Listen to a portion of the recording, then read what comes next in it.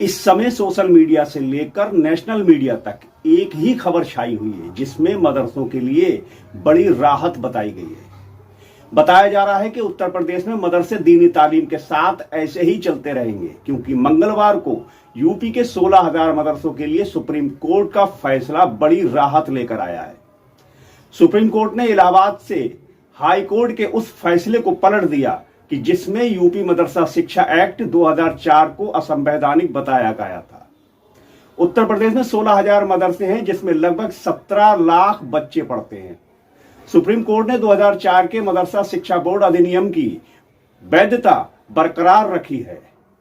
कहा कि यह एक्ट धर्मनिरपेक्षता सिद्धांत का उल्लंघन नहीं करता है। सुप्रीम कोर्ट ने कहा कि धर्मनिरपेक्षता के मायने समझने चाहिए। हर धर्म के अपने संस्थान हैं, ऐसे में मदरसों को क्यों निशाना बनाया गया।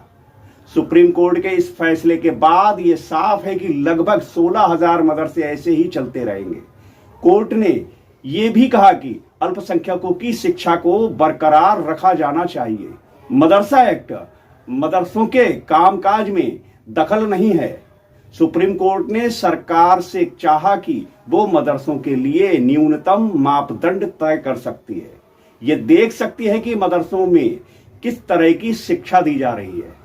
न्यायाधीश पारवीवाला ने भी सुनवाई के दौरान बड़े सवाल उठाए थे। उन्होंने कहा कि लोकाकाल को समझना चाहिए। देश में एक ही धर्म के संस्थान नहीं चल रहे हैं, देश में मोनस्वी, मिशनरी व गुरुकुल भी चलते हैं। इसका मतलब ये नहीं कि मदरसे सिर्फ धार्मिक शिक्षा देते हैं। बताते चलें कि उत्तर प्रदेश में 2004 में मदरसा एक्ट बनाया गया था। इसमें कहा गया था कि सभी मदरसे सरकार के नियमों के अधीन होंगे। उत्तर प्रदेश में लगभग 24,000 मदरसे हैं जिसमें 8,000 रजिस्टर्ड नहीं है और बचे लगभग 16,000 मदरसे रजिस्टर्ड हैं और सरकारी नियमों के हिसाब से चलते हैं। इसमें 560 मदरसे ऐसे भी हैं जो राज्य सरकार के फंड से चलते हैं। मदरसों का तर्क यह था कि 1908 से मदरसे चल रहे हैं। यूपी में लगभग 16,000 मदरसे हैं और इनमें लगभग 17 लाख बच्चे पढ़ रहे हैं। इसमें 10,000 शिक्षक भी हैं। यदि मदरसे खत्म होंगे तो दीनी तालीम कैसे देंगे।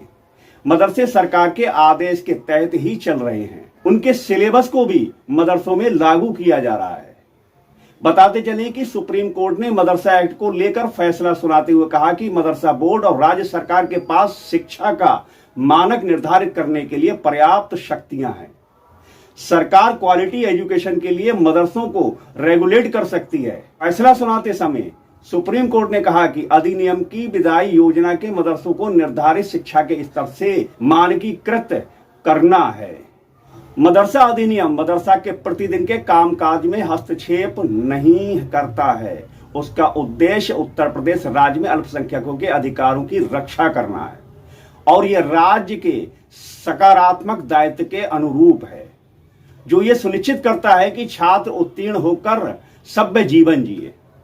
सुप्रीम कोर्ट ने यह भी कहा कि अनुच्छेद 21A और शिक्षा का अधिकार अधिनियम को धार्मिक और भाषाई अल्पसंख्यकों के अपनी पसंद के शैक्षणिक संस्थानों की स्थापना और प्रशासन के अधिकार के साथ लगातार पढ़ा जाना चाहिए। राज्य सरकार की मंजूरी बोर्ड इसे सुरक्षित करने के लिए नियम बना सकता है कि धार्मिक अल्पसंख्यक शिक्षाएं अल्पसंख्यक चरित्र को नष्ट किए बिना अपेक्षित मानकों की धर्मनिरपेक्ष शिक्षा प्रदान करे।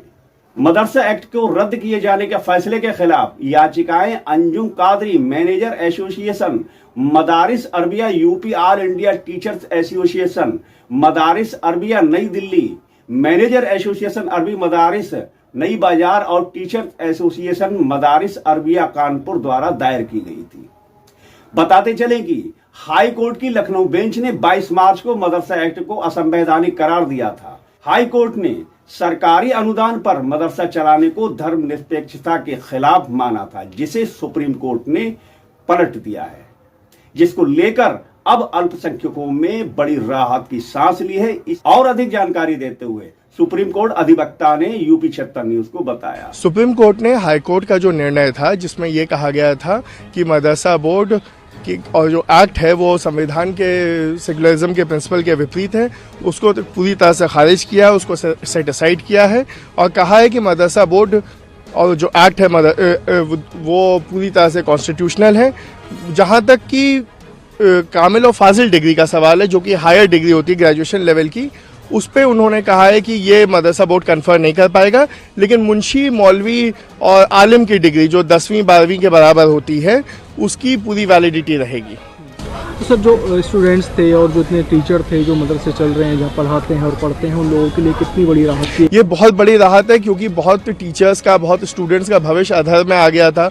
हाई कोर्ट ने यह भी ऑर्डर दिया था कि इनको स्कूलों में लेके जाइए, मदरसे के बजाय इनको सरकारी स्कूलों में वो कीजिए। यूपी में सरकारी स्कूलों के हालात हम सबको पता है, साथ ही साथ इतने सरकारी स्कूल भी नहीं हैं, और मदरसा अपने आप में, हम उर्दू से हट के अगर उसका ट्रांसलेशन देखें तो उसका मतलब ही स्कूल ही होता है।